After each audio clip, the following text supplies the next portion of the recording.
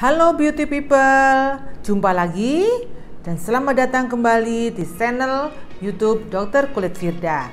Di episode kali ini kita akan kupas tuntas tentang bagaimana mengenali produk-produk pemutih yang tidak aman atau yang sering kita sebut dengan produk pemutih yang abal-abal.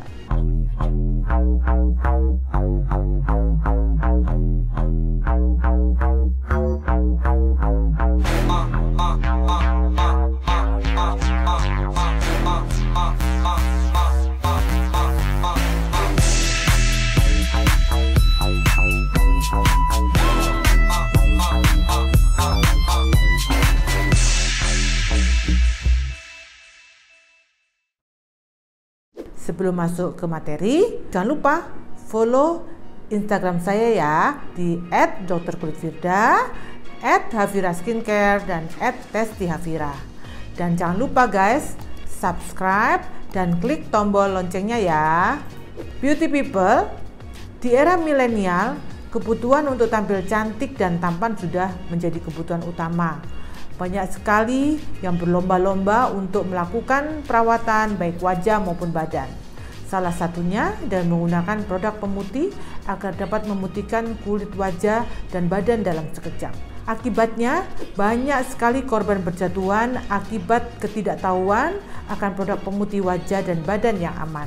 Bukannya tampil sempurna dengan cantik dan putih berseri, malah justru kebalikannya loh guys, kulit menjadi rusak ya. Supaya Anda tidak tertipu dengan produk krim pemutih wajah yang berbahaya, kita simak ulasannya. Beauty people, sebelum kita melangkah lebih jauh, kita kenali dulu ya produk pemutih wajah yang aman itu apa sih? Nah, kalian kalau ingin membeli sesuatu, baik itu di skincare ataupun di toko-toko kosmetik, perhatikan dulu, baca ingredientnya. Jadi produk pemutih wajah yang aman yang direkomendasikan dan bisa digunakan secara bebas, contohnya adalah ada asam kojik, ada alfa arbutin, ada beta arbutin, ada alfa hidroksi acid atau AHA, ada ekstrak licorice, ada asam azelaic, ada niacin, ada vitamin C ya. Nah, kalau kalian bisa memilih salah satu dari ini untuk membantu mencerahkan wajah kalian. Berikutnya beauty people, kita akan bahas tentang pemutih yang tidak aman. Banyak sekali tetapi yang sering digunakan adalah merkuri. Merkuri ini merupakan logam berat. Biasanya digunakan tidak peruntukannya untuk dunia kecantikan. Tetapi karena kebutuhan yang ingin instan-instan itu dan banyak oknum yang memanfaatkan kondisi ini, maka mereka menggunakan merkuri sebagai salah satu alternatifnya. Kemudian yang kedua, steroid.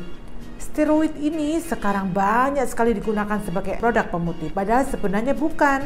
Steroid itu biasanya digunakan sebagai antiinflamasi yang banyak digunakan sebagai obat untuk mengurangi gatal pada orang-orang yang kulit sensitif. Nah, sekarang banyak sekali orang yang tidak bertanggung jawab menggunakan steroid sebagai produk pemutih dengan konsentrasi yang sangat tinggi. Otomatis dengan sendirinya efek samping juga banyak ya. Kemudian yang ketiga adalah hidroquinon. Hidroquinon sebenarnya produk pemutih yang aman asal dengan konsentrasi yang tertentu dengan pengawasan dokter. Nah, permasalahannya sekarang hidroquinon banyak dijual bebas dengan konsentrasi yang tinggi sehingga efek sampingnya muncul setelah pemakaian jangka panjang. Sekarang beauty people tahu kan mana produk pemutih yang aman dan produk pemutih yang tidak aman. Nah, sekarang kita lanjut dengan bagaimana sih kita tahu bahwa produk yang kita gunakan itu aman atau tidak. Yang pertama adalah ciri-cirinya hasil sangat cepat atau instan.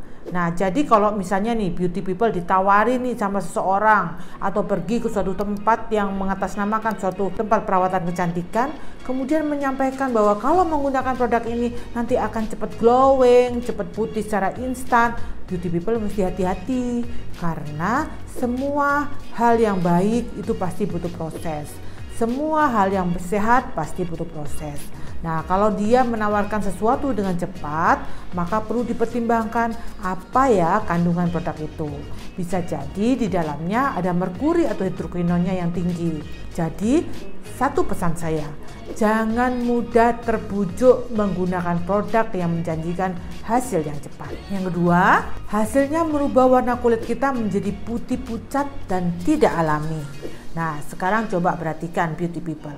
Seandainya kalian melihat leher kalian dulu. Seandainya wajah kalian dengan leher kalian tidak sama, perlu dipertimbangkan produk apa ya yang aku pakai.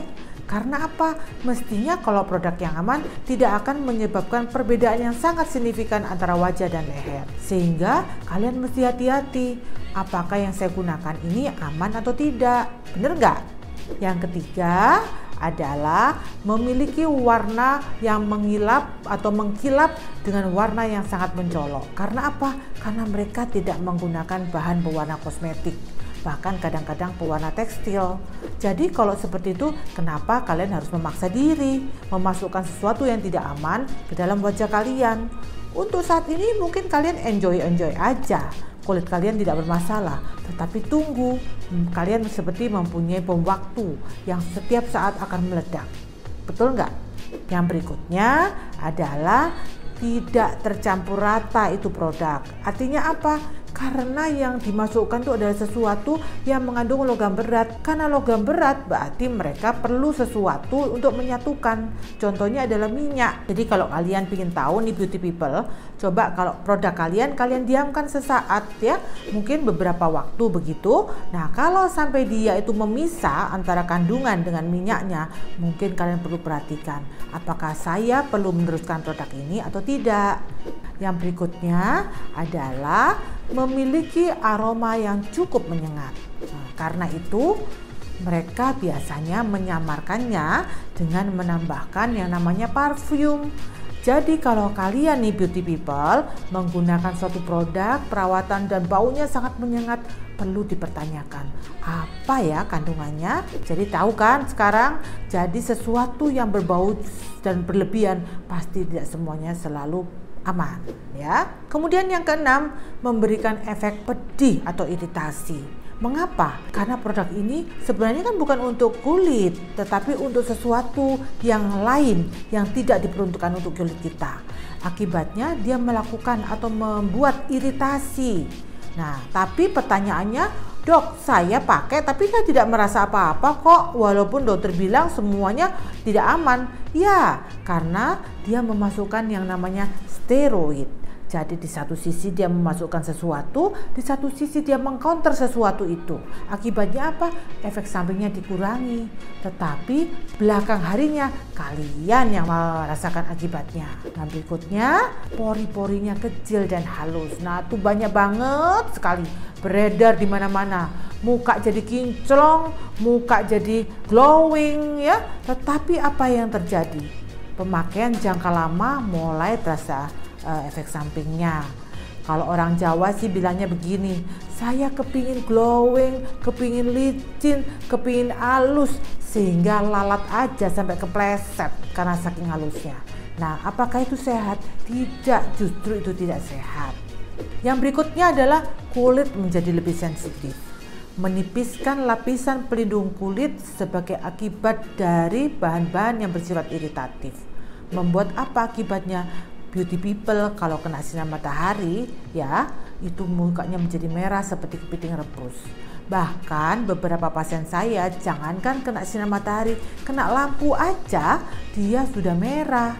Bahkan ada tuh salah satu pasien saya ya yang datang ke klinik saya di Havira Skincare, dia tidur menggunakan bantal, itu bantal bisa membuat iritasi di wajahnya.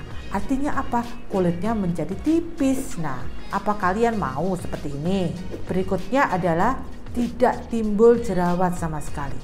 Jadi beauty people, orang atau konsumen yang menggunakan produk yang bermasalah tadi, yang tidak sehat tadi, justru dia akan hilang jerawatnya. Makanya orang pada suka. Saya pakai krimnya dokter kok tidak sembuh-sembuh, tapi saya pakai krim ini kok jadi sembuh jerawat saya dalam sekejap. Ya, bagaimana tidak sembuh? Karena apa? Kulit kita penuh dengan logam berat. Nah, kalau sudah penuh dengan logam berat, makhluk manapun tidak akan mau menempel. Jadi, yang saya sampaikan, Propionibacteri acne yang merupakan pencetus jerawat, dia tidak akan bisa hidup di kulit kita. Gimana? Karena sudah terkontaminasi kulit kita dengan logam berat. Jadi udah tahu kan beauty people? Nah, yang terakhir nih, ciri ke-10 membuat si pemakai ketergantungan. Banyak sekali pasien datang ke Havira Skincare bertanya, "Dok, nanti saya ketergantungan nggak?" Ketergantungan? Memangnya narkoba? Saya bilang gitu. Jadi yang dinamakan ketergantungan di sini seperti ini beauty people. Jadi orang yang menggunakan produk yang bermasalah, yang mengandung merkuri, mengandung steroid ya, atau hidroquinone dosis tinggi, kalau dipakai lama-kelamaan, mukanya bukannya tambah bagus, mukanya makin tipis dan makin hitam. Nah, tapi kalau dia menghentikan, justru lebih parah lagi, mukanya jadi lebih gelap, muncul jerawat dan lain-lain. Nah, jadi makan buah si malakama kan beauty people, dihentikan bermasalah, tidak dihentikan bermasalah. Nah, kalau seperti ini, kalian mau nunggu apa? Bom waktu sudah menunggu loh. Yuk, mulai sekarang kita berpikir cerdas, mana yang kita pilih. Betul nggak beauty people? Sekarang bagaimana beauty people? Sudah tahu kan ciri-ciri pemutih yang aman dan tidak aman. Jadi kalian pilih yang mana? Mau yang instan tapi berisiko, atau mau yang berproses tapi aman selamanya? Jangan lupa tulis di kolom komentar ya tips memilih dan menggunakan krim pemutih. Yang pertama, sudah terdaftar di Balai POM atau Badan Pengawas Obat dan Makanan. Jadi beauty people setiap kali membeli atau memakai pastikan ada tertera di situ sudah teregistrasi. Nomor 2, jangan tergiur dengan harga murah. Karena kadang-kadang yang murah itu belum tentu aman ya. Kemudian yang ketiga, jangan memilih pemutih yang menjanjikan proses dan hasil yang cepat.